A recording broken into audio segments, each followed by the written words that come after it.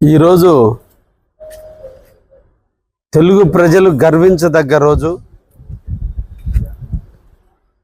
భారతదేశ చరిత్రలో తెలుగు భాషకి, తెలుగుతనానికి గౌరవం తెచ్చిన కీర్తిశేషులు శ్రీ నందమూరి తారక రామారావు గారి 102 పుట్టినరోజు సందర్భంగా ఈరోజు మహానాడులో కూడా కొన్ని కార్యక్రమాలను కూడా నిర్వహించడం జరుగుతుంది.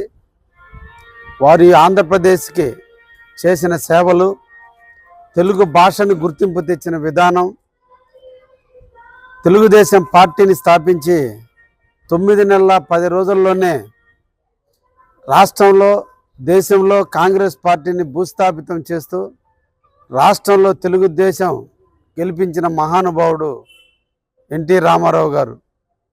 వారిని స్ఫూర్తిని తీసుకొని నారా చంద్రబాబు గారి నాయకత్వం ఈ రోజున వారి ఆశయ సాధనలో నిరంతరం కృషి చేస్తూ తండ్రికి మించిన తనయుడిగా, తాతకు మించిన మనవడిగా ఈరోజు మా యువ నాయకుడు లోకేష్ బాబు గారు ఎన్టీఆర్ ఆశయాలను ముందుకు తీసుకుపోవడంలో, పేదవారిని హక్కును చేర్చుకోవడంలో, పేద బడుగు బలహీన వర్గాలకి అన్ని విధాల అండగా ఉండటంలో తాతని మించిన మనవడుగా వారు ఉంటూ 3 తరాల తెలుగు ఖ్యాతిని పెంచడంలో ఎన్టీ రామారావు గారి ఆశయాలను మేము అందరం కూడా కొనసాగిస్తామని ఆయన పుట్టినరోజున సందర్భంగా మేము అందరం కూడా తెలియజేస్తున్నాం.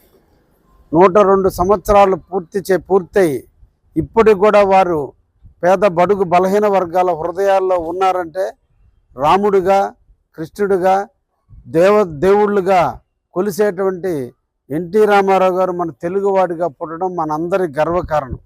అందుకే మహానాడు సందర్భంలో వారికి ఘనమైనటువంటి నివాళులు అర్పిస్తూ వారి ఆశయాన్ని తప్పకుండా కావలి నియోజకవర్గంలో ముందుకు తీసుకుపోతామని కూడా ఈ సందర్భంగా తెలియజేస్తున్నాం.